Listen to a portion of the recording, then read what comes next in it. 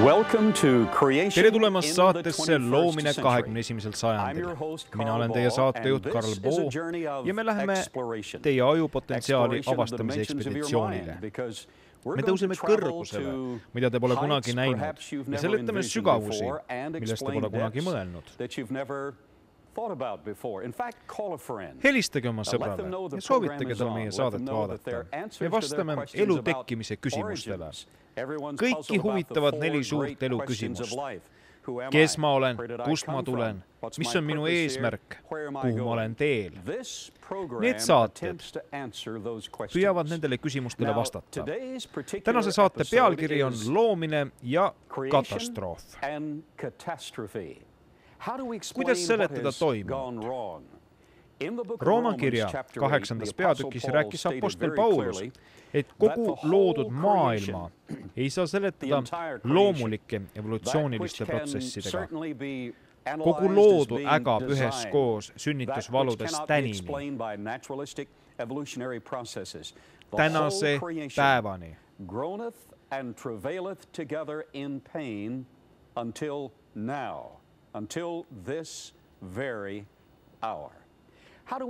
Kuidas seda seletada? Need, kes on vaadanud eelmisi saateid, teavad, et ma varem uskusin ja õpetasin evolutsiooniteooriat. Aga ma ei usu ega õpeta seda enam. Ma usun ja õpetan piibellikku ja teaduslikku maailma loomist. Vastavalt evolutsiooniteooria stsenaariumile seletatakse tasakaalutust, kaost ja tragöödiat väitega, et päris alguses oli suur plahvatus ning sellepärast sai kogu universum alguse kaosest ja korratusest. Õnneks aga olid olemas disaini alged, mis tekkisid loomulikult ja jäid elama. Sellepärast on meil natuke disaini, aga me peame arvestama suure hulga kaosega maailmas. Kas see on võimalik? Juhtivad teadlased evolutsionistid peavad praegu tunnistama, et evolutsiooni olemasoluks oleks vaja olnud imet igal sammul. Maailma 2 tuntud astrofüüsikut Sir Frederick Hoyle ja Centra Vugramasing on kindlaks teinud, et lihtsa bakteri, väga lihtsa tillukese mehhanismi iseenesliku tekkimise võimalus on üks võimalus 10. astmes.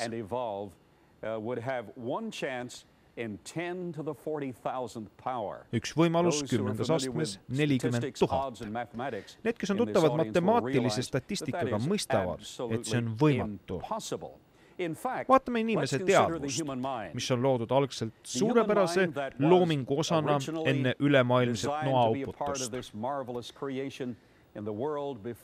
Maailmas, kus kõik oli tasakaalus ja harmooniline, oli harmoonias mitte ainult maapind ja ökosfäär, vaid ka seismine struktuur.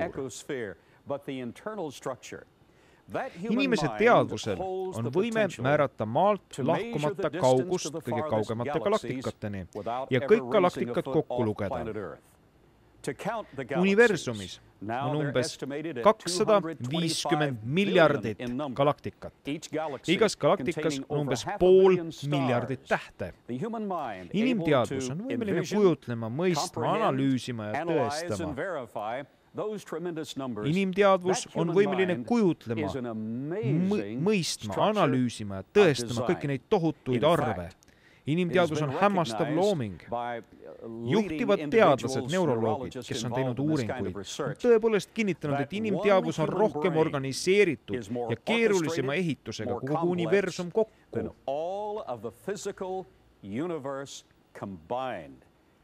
Ainult üks inimteadvus on rohkem organiseeritud, tal on rohkem struktuuri, rohkem disaini ja keerukust kui kõik 250 miljardit galaktikat, milles igaühes on 500 miljardit tähte. Universum ei saa ise organiseerida midagi, mis ületab tema enda organiseerituse. Kuidas me saame usklikena seletada kaost ja enda organiseeritust? Kaos ja organiseeritus jätkub meie ümber. Inimteadvus on hämmastav. Mõned aastad tagasi avaldas ajakiri Scientific American maailmamainega neuroloogide artikli, kus oli välja toodud, et inimteadvus tegeleb probleemidega, otsib lahendusi ja töötab välja lahendusviisid nendele probleemidele, tehes seda kõike endale teadvustamata. See kõik toimub loomulikult vastavalt disainile. Vaatamata taolisele võimele, me tihti ei tööta probleemide lahenduste kallal, aga me üha süveneme probleemidesse. Palju aastaid tagasi peeti kohut Adolf Eichmanni üle, keda arvati olevat oma aja kõige hirmsam kurjategija. Ta oli Adolf Hitlerile abiks ligi 6 miljoni juudi hävitamisel. Maailma avalikkus jälgis, kuidas sellepärast Eichmanni üle kohut mõisteti. Keegi kommenteeris kohtu käigus. Tragöödia on selles, et igaühe sees meist elab väike Eichmann. Meil on suured probleemid, on selge, et loomise ilu ja suurepärane disain said rikutud. Kuidas me seda seletame? See puudutab dinosauruste väljasuremise tragöödiat. Ma tegelen dinosauruste jäänuste väljakaevamistega. See on minu poolt leitud dinosauruse luust tehtud täpne koopia. Mul oli au leida see dinosaurus. See suur luu leiti veidi allpool savikihti ja selle pikkus on 1 meeter 53 sentimeetrit. Selle luu originaal kaalub umbes 250 kilogrammi. Me leidsime, et see luu oli ühenduses teise luuga ja nii edasi teiste luudega. See on puusaluu.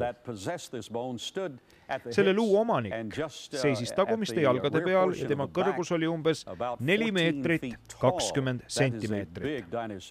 See oli suur dinosaurus. Selles väljakaevamiste paigas me leidsime 8 erinevat dinosaurust. Nad olid kõik koos ülemaailmses uputuses minema uhutud. Dinosaurused olid loodud hämmastava tasakaaluga, võimekusega vastavalt elutingimustele. Kõikide lemmik Tyrannosaurus rex näiteks. T-Rex oli loodud tegema seda, mida ta tegi. Kui Sue Henderson leidis kõige suurema teadaoleva Tyrannosauruse, kellele pandi nimeks Sue, oli too nii hästi säilinud, et talle sai teha luude seesmise struktuuri analüüsi. Nad leidsid, et haistmisküht hõlmas ninaava taga suure pinna. T-Rexil olid suured ninaavad, et kinni püüda suvalise olendi lõhna. Ta toitus korjustest, mis levitasid haisu mitmete kilomeetrite taha. See oli nii disainitud. Küsimus disaini kohta on tõestatud.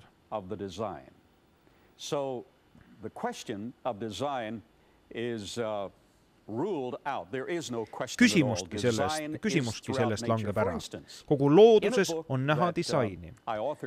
Minu poolt mõned kuud tagasi avaldatud raamatus olen ma ühe peatüki pühendanud disainile seoses bakterite tekkimisega. Vastavalt evolutsiooniteooriale ilmusid bakterid 3,5 miljardit aastat tagasi. Nendel tillukestel olenditel on hämmastav võime teha meie eluplaneedil Maa võimalikuks. Kui kasulikud bakterid ei lagundaks surnud organismi materjali, siis elu kaoks vähem kui 90 päevaga. Bakterid on väga vajalikud. Life as we know it would disappear in less than 90 days. Bacteria are extremely important. Nad peavad tungima läbi rakustruktuuri ja lagundama seda, mis enam ei ela, siis nad peavad sealt väljuma. Selle imeväikese olendi ehitus viitab jahmatavalt maailma loomisele.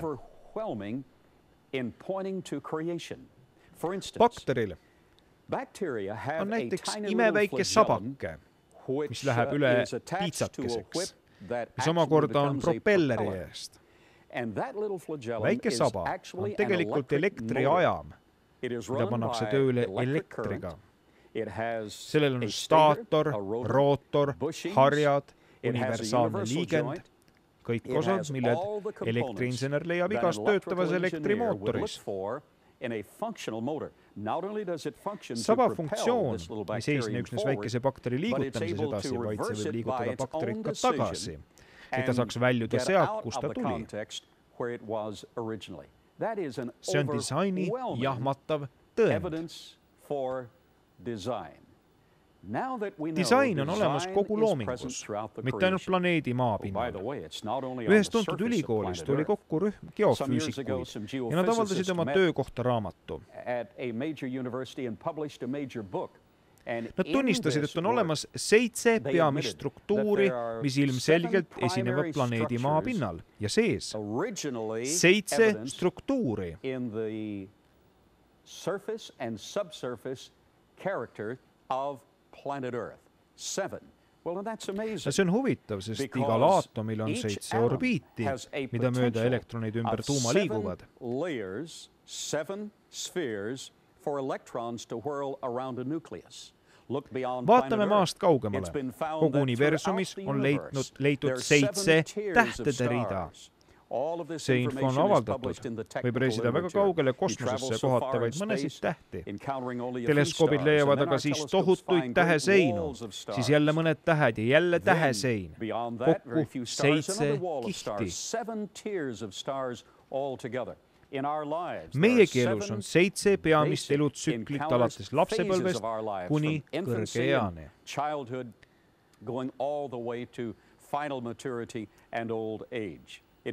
On ilmne, et selles struktuuris sisaldub disain. Kui te saate täna midagi uut teada? Kui sellised saated teid huvitavad ja õnnistavad, siis kirjutage Live TV-sse aadressil postkast 24 52 Tallinn 13 602 Eesti. Ja öelge, et te vaatate neid saateid Live TV kanalil ja et teile meeldib Loomine 21. sajandil. Või kirjutage meile e-maili aadressil info@livetv.ee. Tap in the web www.tbn.org and let them know that you appreciate creation in the 21st century and you want this kind of program to be aired regularly on the Trinity Broadcasting Network. Now back to the concept. Tagasi teema juurde. Me teame, et disain on planeedil maa, inimteadvuses, füsioloogias ilmselgelt nähtav. Ja mis ei saanud tekkida loomulikul teel. Me teame, et kõige taga on disainer looja. Me oleme teadlikud ka probleemidest, et on teatud tasakaalutust. Igaüks meist on kogenud kannatusi. Kõik on neid näinud. Kuidas seletada kõiki neid katastroofe? Maailma loomise järgijad seletavad katastroofe järgmiselt. Iga punkti võib tõestada nii teaduslikust kui piibellikust seisukohast. Number 1. Katastroofid algasid peale seda, kui me elasime Edeni aias täielikus paradiisis. Katastroofid said alguse inimese pattulangemisest. Inimese langemine oli tõeline. Ma rääkisin ennist Adolf Eichmannist, keda peeti oma aja kõige julmemaks tabatud kurjategijaks. Keegi kommenteeris seejuures, et igaühe sees meist elab väike Eichmann. The commentators said within each of us we must recognize there is a little Eichmann. Something has gone wrong. Juhtus midagi valet. Samal ajal kui meil on potentsiaal olla head, inimlikud, vaimukõrgustes geniaalsed, mõista piiblit, võtta vastu loojat ja tema poega, lunastajat. Kuigi inimesel on kõik need võimed, on tal ka tohutu potentsiaal tüli ja patu suhtes. At the same time, man has a tremendous capacity for discord and for sin. Juhtivad sotsioloogid tunnistavad, et inimesega pole kõik korras. Vaatamata sellele, et on olemas võime hea suunas, siis varem või hiljem teeb ta midagi halba, kurja, patust. See peegeldub kogu loodud maailmas. Inimese langemine oli esimene katastroof planeedil Maa ja kogu universumi disainis.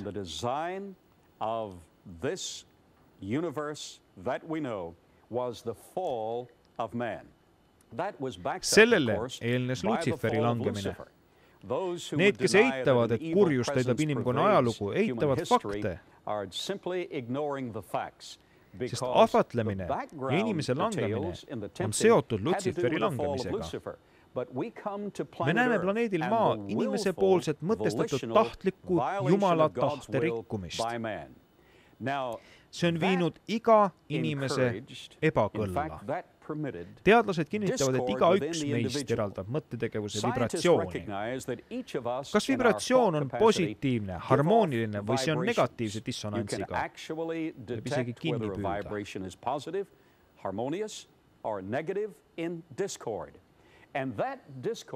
Sellel dissonantsil on potentsiaal otse või kaudselt mõjutada kaasinimesi. See toob meid teise katastroofi juurde. Inimkonna ajaloo esimene katastroof oli seotud inimese pattulangemisega. Inimese langemine viis ohakate ja raskuste ilmumiseni. See toob meid teise põhiarusaama juurde. Võimalik, et vastuseks inimese langemisele lisas looja oma ettenägelikkuses juurde uut geneetilist infot. Kuna ta valitseb igavikku, teab ta kõike algusest peale. Ta võis luua mingi varjatud geneetilise potentsiaali, mis tõi inimese kannatuste juurde.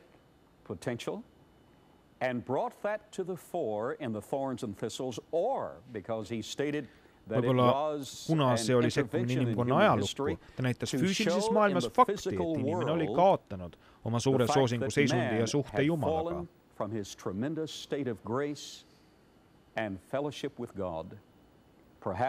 Võimalik, et Jumal tõi sisse uue geneetilise info, mis võimaldas neil suurtel loomistöödel potentsiaalselt sooritada vägivalda ja kurja.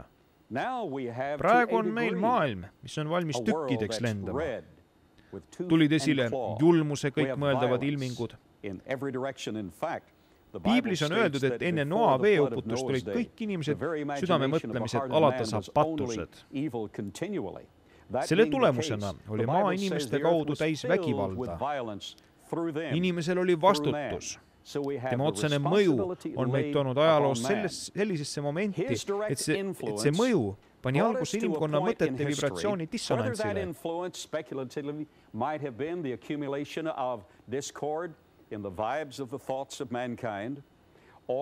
Mis jõudis sellisele tasemele, et Jumal ütles Piiblis, et nende südame mõtlemised olid alatasa pattused?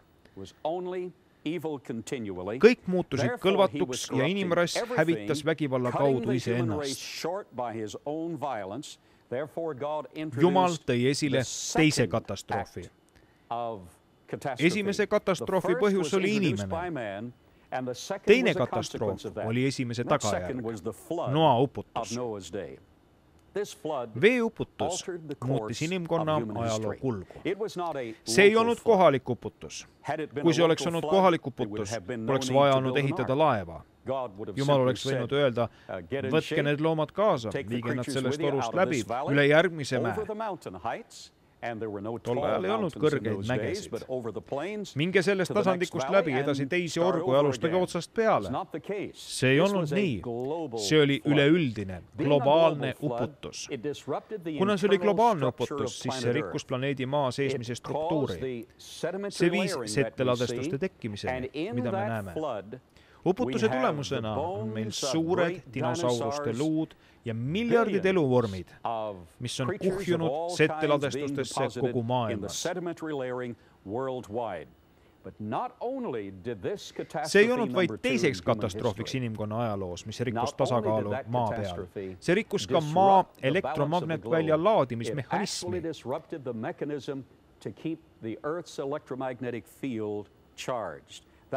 See oli tohutu katastroof, mis on inimkonna ajalukku kirja pandud enam kui 500 allikas.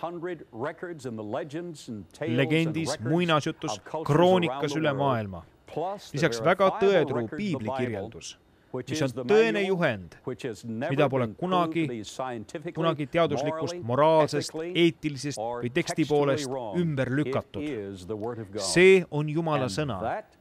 Piibel kirjeldab uputust, mis leidis aset vähem kui 5000 aastat tagasi.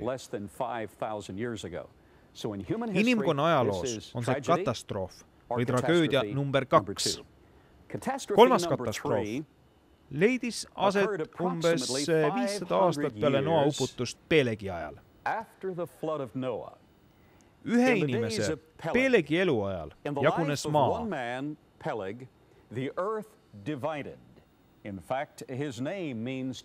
Tema nimi tähendabki jagama hoovuste järgi.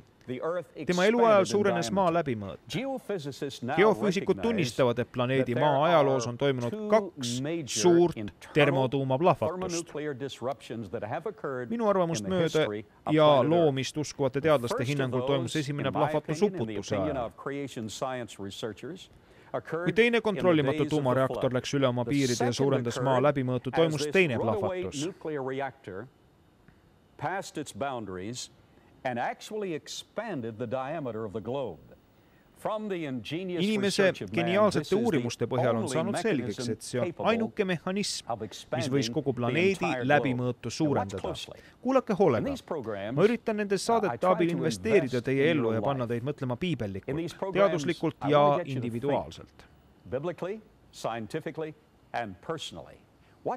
Kui te suurendate maa läbimõõtu, jättes massi samaks, siis jaguneb suur Pangaea manner, kuna kui maa koosnes vaid ühest mandrist ja suurest meredega ookeanist, mis seda mandrit ümbritses. Pelegi ajal jagunes see manner eraldiseisvateks mandriteks ja maatükkideks ning maa läbimõõt suurenes.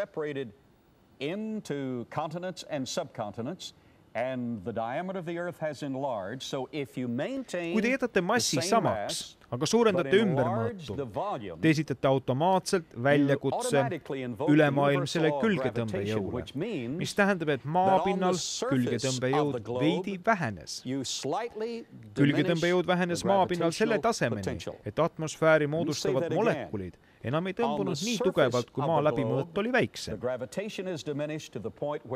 It does not attract the molecules that make up the atmosphere to the extent that it did when the Earth was smaller in diameter. That means that you lose some of the atmospheric pressure. See vähenes. See eelkõige inimkonnale suureks tragöödiaks. Sellepärast, et inimesel on suur kopsumaht. Texase ülikoolis oli läbi viidud uurimus, mis näitab, et 2 atmosfäärilise rõhu juures, nagu oli enne veeuputust, oleks inimese vereplasma saanud küllastatud hapnikuga. Praegu toitub vere hemoglobiin 4 küllastunud hapnikumolekulist. Ühe atmosfäärise rõhu juures, mis on 1 kilogramm 1 kuupsentimeetri kohta merepinnal, võtab hemoglobiin vähe hapnikku. 2 atmosfäärise rõhu juures, nagu oli enne veeuputust, oli kogu vereplasma küllastunud hapnikuga. But under 2 atmospheres of pressure like we had before the flood, before the catastrophe of Peleg, under 2 atmospheres of pressure, the entire blood plasma see andis inimesele suure võimaluse aju arenemiseks lootestaadiumis. Te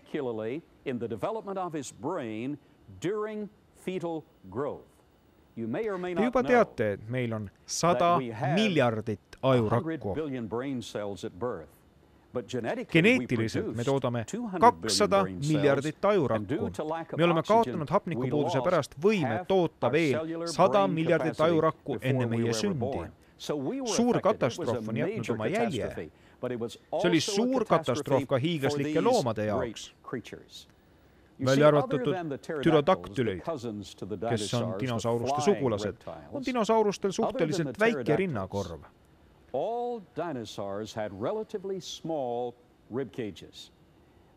Ma juhatasin kõige suurema Akrokantosauruse, keda on tänaseni leitud, ja 8 dinosauruse väljakaevamisi. Ja iga kord me leidsime neil suhteliselt väikesi rinnakorve võrreldes kogu kerega. Need olendid elasid enne Noa uputust hästi. See dinosaurus oli taimetoiduline. Ta sõi ka korjuseid. Tema hammastelt on leitud klorofülli. Tema hambad olid sakkidega. Sellised sakkilised hambad ei olnud vajalikud liha, vaid põhu ja rohu söömiseks. Üleilmse uputuse ajal kuhjusid miljonid dinosauruste jäänused setteladestustesse.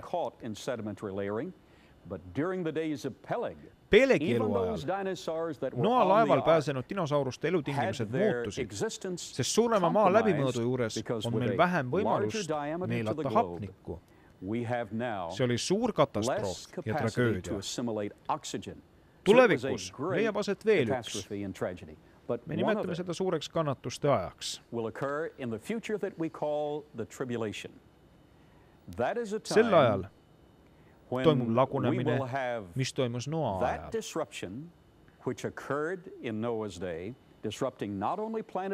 See puudutab nii planeeti Maad kui ka taevaid tänu mikrolaine aktiivsusele. See muudab ka meie olemist väikese süsteemis. Suurel kannatuste ajal kukuvad terved meteoriitide ja kivirünkad maa peale. Kui te avastate nendest saadetest midagi uut, kirjutage meile Live TV-sse aadressil postkast 2452 Tallinn 13602 Eesti ja öelge seda või minge meie internetilehele www.livetv.ee.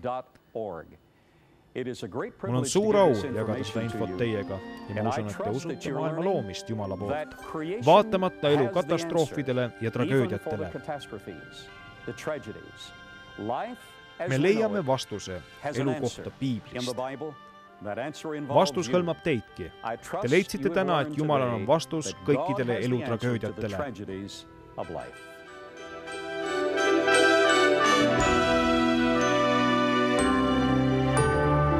Saade on dubleeritud Live TV stuudios.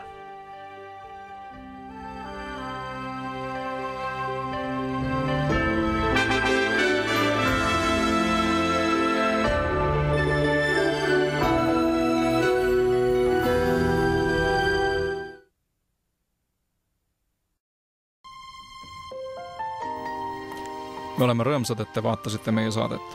Te võite oma kirjad ja vastused saata aadressil, mis on teie ees ekraanil. Live TV, postkast 2452, Tallinn 13602, Eesti. E-mail info@livetv.ee. Me palume teid toetada rohkesti ja regulaarselt eestikeelsete kristlike programmide tegemist ja levitamist. Teie finantstoetus lubab jätkata saadete tegemist ja suurendab uute eesti keelde tõlgitavate saadete hulka. Me võime koos jõuda veel enamate inimesteni Eestis ja kogu maailmas. Toetage Live TV-d juba täna.